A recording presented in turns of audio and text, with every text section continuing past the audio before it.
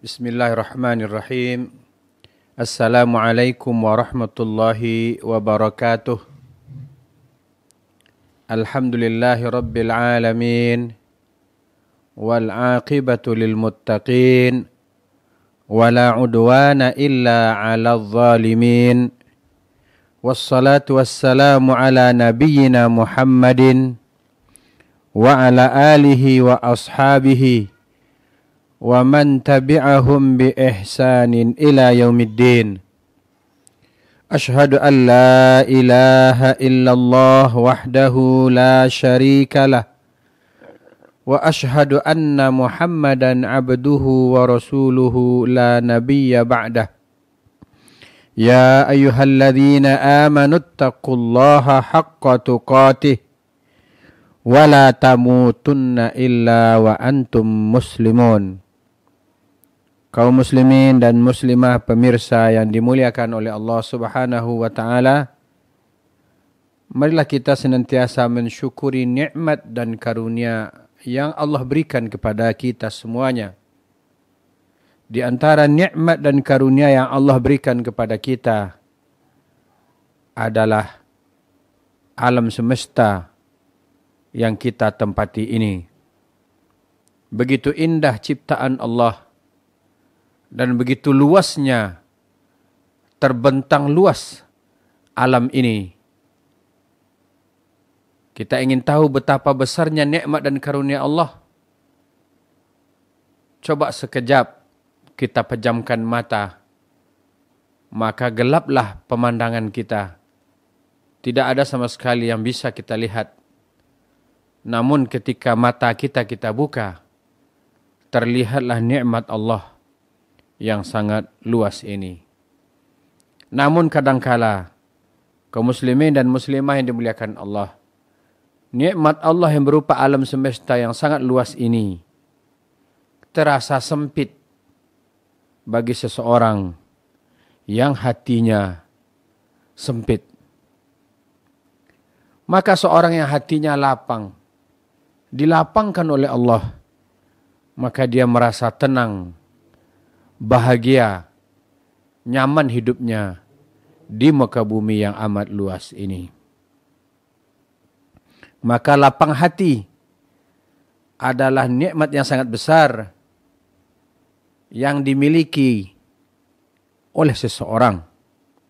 Namun apakah setiap orang lapang hatinya? Belum tentu. Kadang bagaimanapun kondisi seseorang, di mata orang lain selalu saja salah. Kalau dia taat beribadah, salah pula bagi sebagian orang. Tidak usahlah taat-taat amat. Kalau terlalu taat, dunia ini akan terasa sempit. Karena ini nggak boleh, itu nggak boleh. Begitu kata mereka. Begitu kata sebahagian mereka kepada orang yang taat kepada Allah. Sehingga orang yang taat kepada Allah dianggap atau dalam anggapan orang lain baginya dunia ini sempit. Padahal pada hakikatnya orang yang taat kepada Allah itulah yang merasakan betapa lapangnya dunia ini. Sebagian orang merasa sangat sempit dunia ini. Ya tentu juga ada penyebabnya. Bisa jadi di antara penyebabnya adalah karena kedurhakaannya kepada Allah Subhanahu wa taala. Nah, seseorang yang sempit hatinya, bahkan dia merasa tidak nyaman melihat orang lain melakukan kebaikan. Tapi justru sebaliknya, dia membiarkan orang-orang lain bahkan di hadapan dia, di hadapan matanya, di depan matanya melakukan kesalahan tanpa dia tegur. Kaum muslimin pemirsa yang dimuliakan oleh Allah Subhanahu wa taala, tentu setiap kita mendambakan hati yang lapang. tentu agar kita merasakan hati yang lapang, perlu kita lakukan sebab-sebab yang dengan sebab itu Allah melapangkan dada kita sebagai seorang hamba. Banyak sekali sebab-sebab yang melapangkan hati seseorang. Dan sebab yang paling besar adalah tauhidullah, mengesahkan Allah.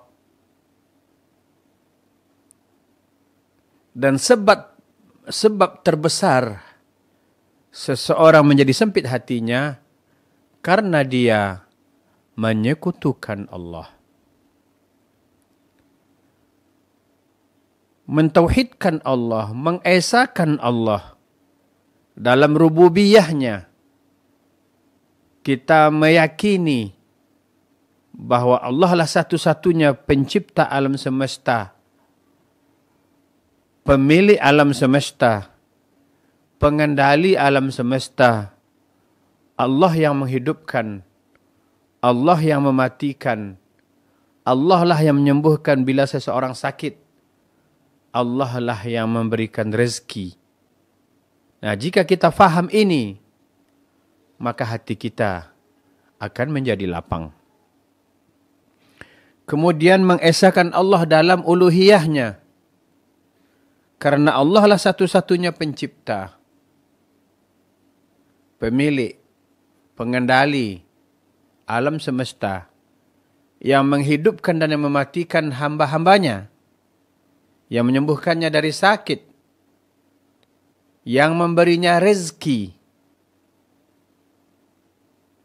Maka dengan demikian, Allah pula lah yang berhak satu-satunya untuk diibadati.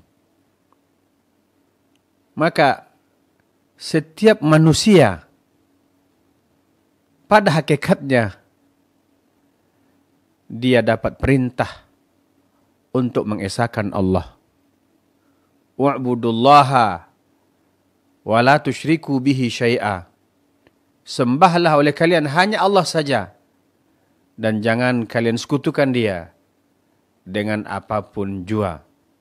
Namun, tentu tidak semua manusia mau mentauhidkan Allah, mau beribadah hanya kepada Allah saja. Maka siapa yang beribadah hanya kepada Allah saja, hatinya akan lapang.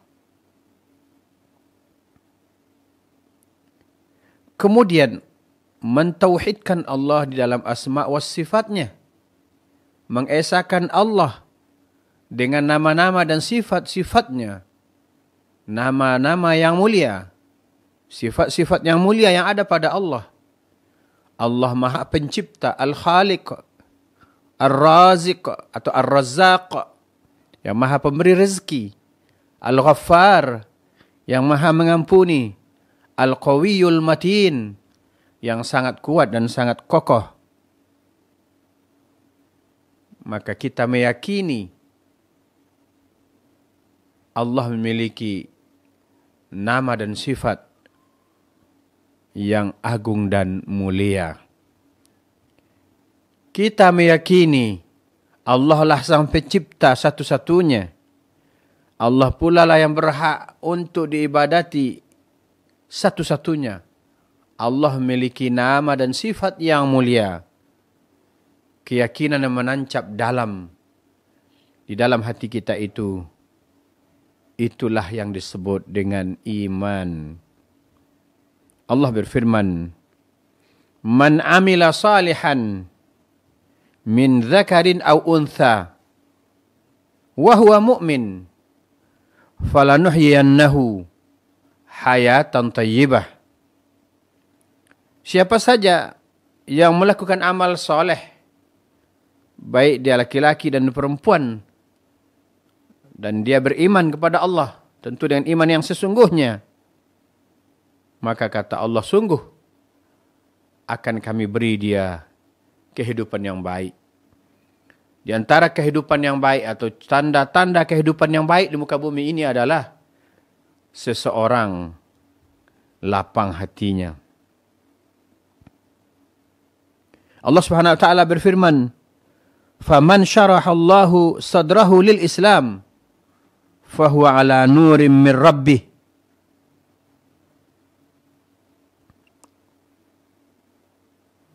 Maka siapa saja yang Allah lapangkan hatinya, Allah lapangkan dadanya untuk menerima Islam, maka dia berada di atas cahaya dari Tuhannya.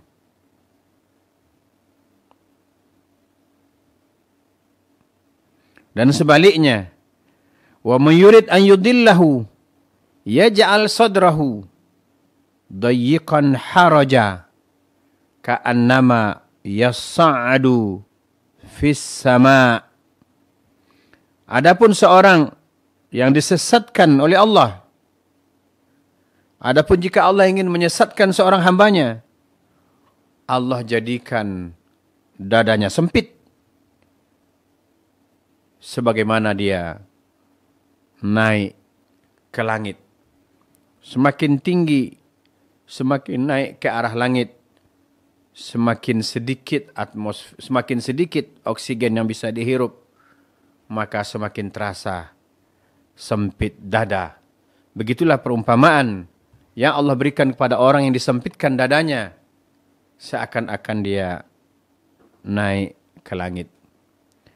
Maka jamaah kaum muslimin dan muslimah, pemirsa yang dimuliakan Allah, marilah kita mengesahkan Allah, mentauhidkan Allah agar hati kita lapang. Dan jangan sekali-sekali kita menyekutukan Allah. Sebab menyekutukan Allah adalah dosa besar dan kegelapan, kezaliman.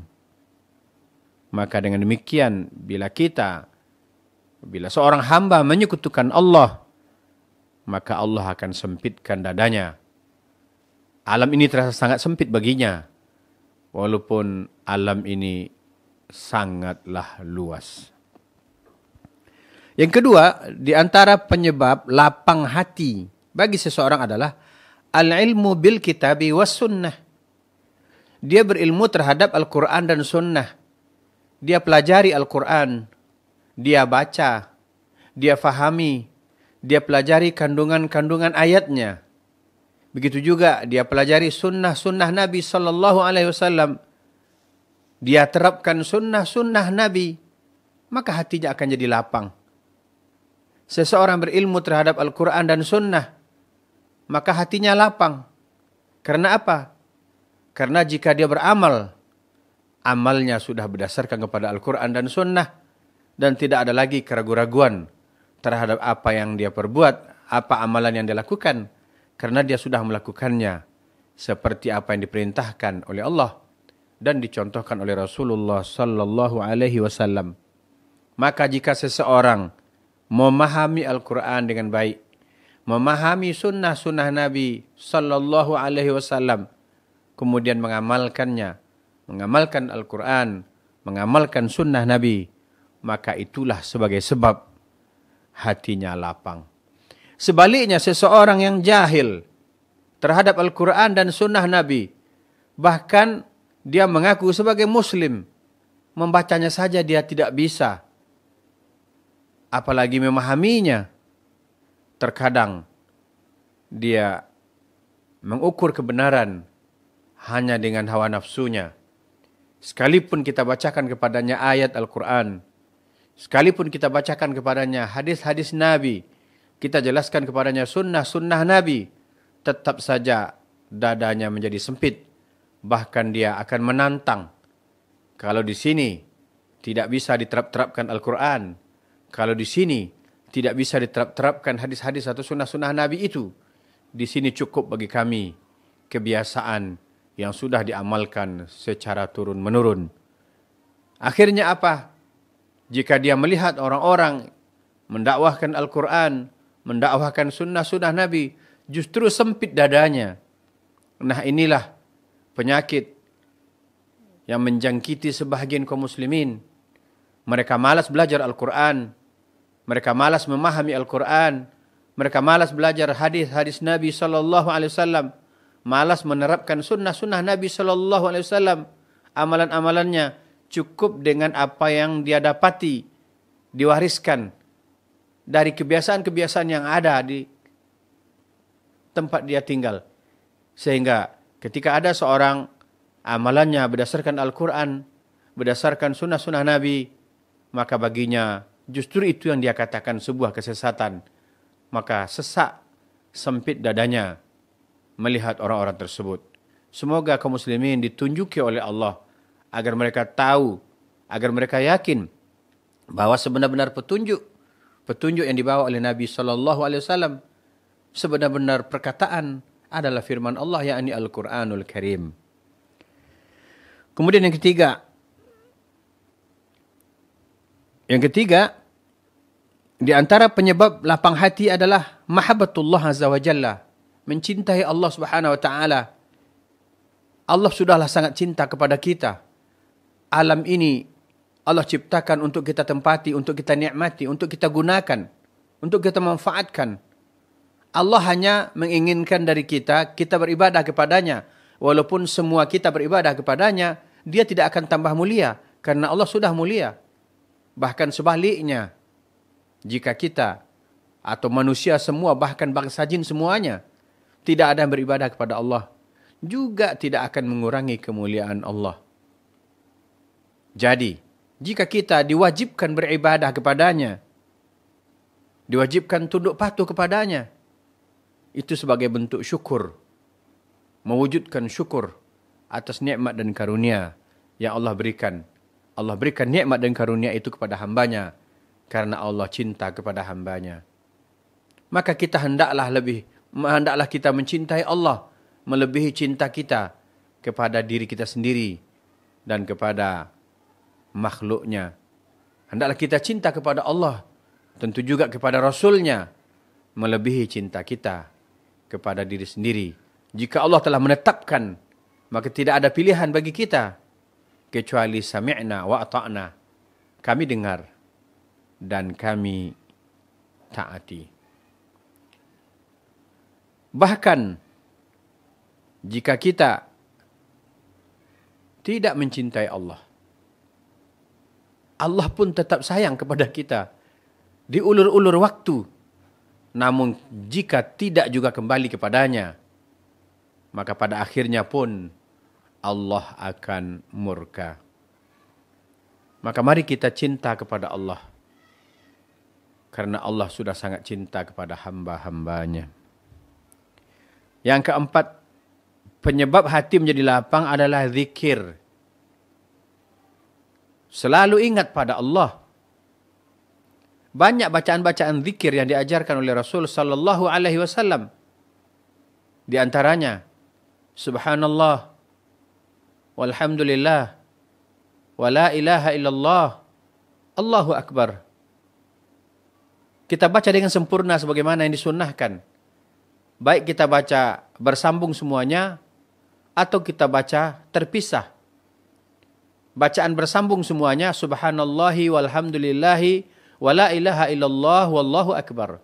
Kalau terpisah, Subhanallah, Subhanallah, Subhanallah, Alhamdulillah, Alhamdulillah, La ilaha illallah, La ilaha illallah, Allahu akbar, Allahu akbar. Begitu zikir yang disunnahkan oleh Nabi sallallahu alaihi wasallam. Dalam berzikir pun kita hendaklah mengikuti contoh teladan dari Nabi kita. Jika beliau mengatakan dan menyebutkan bacaan zikirnya, maka kita zikir seperti itu. Jika Nabi mengajarkan subhanallah, maka kita baca subhanallah. Jika Nabi mengajarkan alhamdulillah, kita baca alhamdulillah. Jika Nabi membacakan atau mengajarkan kepada kita la ilaha illallah, kita baca la ilaha illallah. Jika Nabi mengajarkan kepada kita Allahu akbar, maka kita pun membacanya Allahu akbar. Itu sebagai bukti cinta kita kepada Allah. Karena dalam surah Ali Imran dikatakan oleh Allah, wahai Muhammad, katakan kepada umatmu, jika mereka mengatakan cinta padaku, Qul in kuntum tuhibbunallah. Katakan pada mereka, jika kata kalian mencintai Allah, fattabi'uni, ikuti aku, yakni Muhammad. Yuhibbukumullah, baru Allah mengakui cintamu. Maka berzikir kepada Allah dalam bentuk zikir kepada Allah, lafaz-lafaznya hendaklah mengikuti apa yang diajarkan oleh Nabi. Jangan kita rubah-rubah. Umpamanya Nabi mengatakan subhanallah, kita ambil ujungnya saja Allah, Allah. Nabi mengajarkan alhamdulillah, kita potong, kita sebut saja Allah, Allah. Nabi mengajarkan la ilaha illallah, kita potong Allah, Allah. Nabi mengajarkan Allahu Akbar, kita potong Allah, Allah. Kalau begitu cara zikir kita, tentu kita tidak mengikuti apa yang dicontohkan dan diperintahkan oleh Nabi Sallallahu Alaihi Wasallam. Maka kita khawatir amalan kita sia-sia. Agar amalan kita tidak sia-sia, maka berzikirlah seperti yang dicontohkan oleh Nabi Sallallahu Alaihi Wasallam.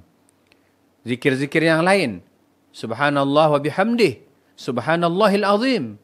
Kata Nabi 2 kalimat, ya, ringan diucapkan di lidah, tapi sangat berat timbangan pahalanya, sangat berat balasannya, yakni subhanallah wa bihamdih, subhanallahil azim. Dan tentu termasuk ke dalam zikir, yakni istighfar. Banyak-banyak kita istighfar, astaghfirullah, astaghfirullah, astaghfirullah, wa atubu ilaih. Aku minta ampun pada Allah dan aku bertaubat kepadanya. Maka banyak-banyaklah beristighfar. Banyak-banyaklah berzikir kepada Allah dalam bentuk istighfar. Maka jika kita banyak berzikir, hati kita menjadi lapang. Adapun sebaliknya, orang yang tidak berzikir, lalai, jarang, maka hatinya akan menjadi sempit. Allah Subhanahu wa taala berfirman, "Wa man a'rada 'an dzikri fa inna lahu ma'isyatan dhanka wa nahsyuruhu yaumal qiyamati a'ma." Barang siapa yang berpaling dari zikir mengingatku, kata Allah, maka baginya kehidupan yang sempit, kehidupan yang sulit, dan kami bangkitkan dia di akhirat dalam keadaan buta. Maka mari kita banyak berzikir kepada Allah. Kemudian juga kata Allah, ala bizikrillah tatmainnul qulub. Hanyalah dengan berzikir mengingat Allah, hati akan menjadi tenang. Bahkan kata Allah, celakalah hati yang membatu. Fawailul lil qasiyati qulubuhum min dzikrillah ulaika fi dhalalim mubin. Az-Zumar ayat 22. Celakalah, maka kecelakaanlah bagi orang-orang yang hatinya keras, membatu dari berzikir kepada Allah. Mereka itulah, kata Allah, orang-orang yang berada dalam kesesatan yang nyata. Ini fenomena jamaah yang dimuliakan Allah. Kadang-kadang ada sebagian orang, jika kita menyampaikan Al-Quran, menyampaikan hadis-hadis Nabi, kadang-kadang dituduh menyesat-nyesatkan orang. Kita tidak menyesat-nyesatkan orang. Kita membaca firman Allah, yang artinya ketika kita artikan ke dalam bahasa kita, Allah menyebutnya sebagai orang sesat. Kata Allah dalam surah Az-Zumar ayat 22 ini, kecelakaanlah, maka celakalah orang-orang yang hatinya membatu, yakni tidak mau berzikir kepada Allah, hatinya yang keras. Bahkan hati yang keras itu bisa-bisa lebih keras dari batu. Batu saja bisa berlubang karena tetesan air. Jadi kecelakaanlah, kata Allah, bagi orang-orang yang membatu hatinya dari zikir, mengingatku, kata Allah. Kemudian Allah menyebutnya, mereka itulah orang-orang yang sesat dengan sesat yang nyata. Orang yang berada dalam kesesatan yang nyata. Kemudian selanjutnya, pemirsa yang dimuliakan Allah, Sebab-sebab hati menjadi lapang adalah al-ihsan ilal khalqi. Berbuat baik kepada manusia, suka berbuat baik. Di antara suka berbuat baik adalah menyebarkan salam sebagaimana perintah Nabi sallallahu alaihi wasallam, afsyus salam bainakum wa afsyus salam. Maka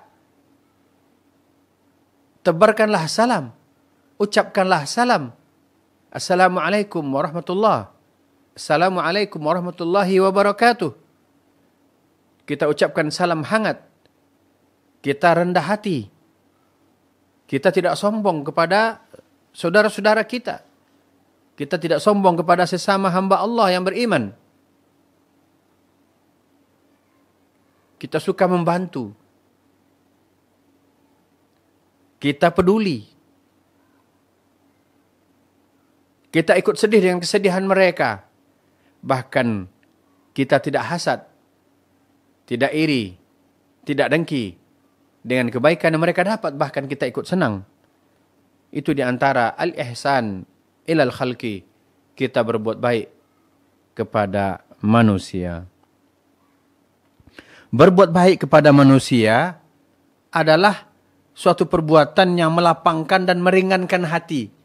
Karena di situ tidak ada kekhawatiran. Tidak ada kecemasan. Coba kita berbuat jahat pada seseorang. Itu detak jantung kita akan semakin cepat. Kita selalu diliputi oleh ketakutan, kecemasan. Bahkan kita setelah itu akan jatuh sakit.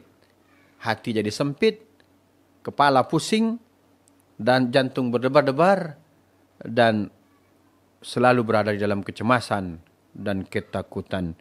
Maka biasakan diri kita berbuat baik kepada sesama makhluk. Kemudian selanjutnya di antara penyebab lapang hati adalah tathhirul qalbi min amradih. Membersihkan hati dari penyakit-penyakitnya. Apa penyakit hati? Hasad, amarah, dendam, dan lain sebagainya. Maka bersihkan hati. Dan di antara penyakit hati yang besar adalah bersarang di dalamnya kesyirikan. Keyakinan-keyakinan yang mengandung kesyirikan. Maka jika seseorang membersihkan hatinya dari penyakit-penyakit, hatinya diisi dengan iman dan takwa. Dalam hatinya tidak ada kesombongan. Yang bersarang di situ hanyalah ketawaduan. Maka itulah yang disebut dengan qalbun salim. Hati yang selamat. Di mana nanti di akhirat Allah berfirman, yauma la yanfa'u malun wala banun illa man atallaha biqalbin salim.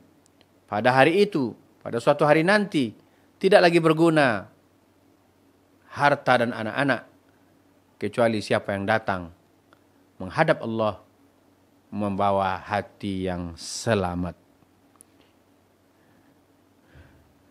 Kemudian di antara penyebab lapang hati adalah at-taqlilu minal kalam wal akil wan naum. Di antara penyebab lapang hati adalah sedikit bicara, sedikit makan, sedikit tidur. Artinya, agar hati menjadi lapang, janganlah kita cerewet.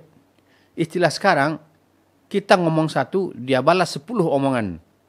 Banyak bicara, maka sedikitlah bicara. Dan yang sedikit itu bicara yang bermanfaat. Kalaupun harus banyak bicara, maka semuanya pembicaraan yang mengandung manfaat. Jangan ada pembicaraan yang sia-sia. Kemudian juga jangan makan berlebihan. Makanlah seperlunya untuk menguatkan fisik kita. Untuk melakukan aktivitas sehari-hari, supaya fisik kita kuat dalam beribadah kepada Allah. Jika kita mengurangi bicara yang tidak-tidak, kalaupun bicara yang banyak adalah bicara yang bermanfaat, maka tentu itu menyebabkan hati kita menjadi lapang.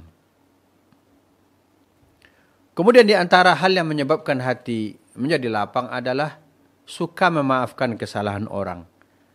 Ya. Kalau tidak suka memaafkan berarti punya sifat dendam. Dendam itu panas. Dendam itu kesumat amarah yang bersarang di dada. Maka dia menjadikan dada itu sempit. Udahlah sempit, panas pula gitu. Maka maafkanlah saudara-saudara kita yang terlanjur melakukan kesalahan kepada kita. Semoga jemaah yang dimuliakan Allah, pemirsa, dimanapun Anda berada, beberapa contoh atau sebab yang sudah disampaikan tadi bisa mengantarkan kita menjadi hamba-hamba yang lapang hati. Hiduplah di dunia ini dengan tenang dan lapang hati. Untuk apa kita sempit hati, padahal kita hidup di dunia yang sangat lapang. Fa'tabiru ya ulil absar, la'allakum tuflihun. Walhamdulillahirabbil alamin. Wassalamualaikum warahmatullahi wabarakatuh.